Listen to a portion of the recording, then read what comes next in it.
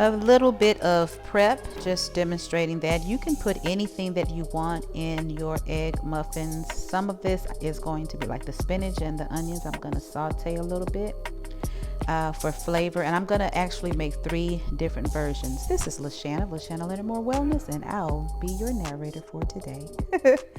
Preheat the oven to 350. And there are the onions and just a little bit of spinach. We already know that spinach shrinks once it hits the heat. And there we are, because that's going to be the base of one variation. Now comes the eggs. There are typically 7 grams of protein in each egg. So I'm cooking for 2. A little Himalayan salt and black pepper. So I used a dozen for this. No, I didn't. I used 10 for this particular recipe for my husband and I.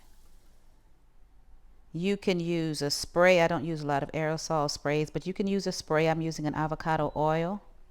And then there's the spinach, sauteed spinach and onion for the base of one variation. Get all of that in there. Yeah.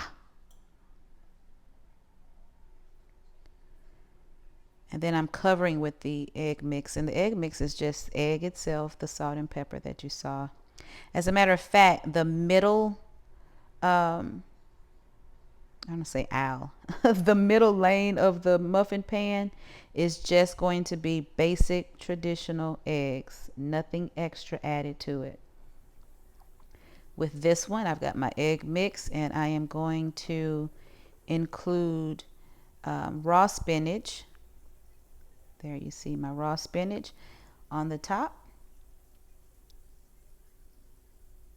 followed by my sweet cherry tomatoes. Again, use whatever vegetables you want. For those of you who like cheese, you can do dairy-free cheese or regular cheese, whatever floats your boat.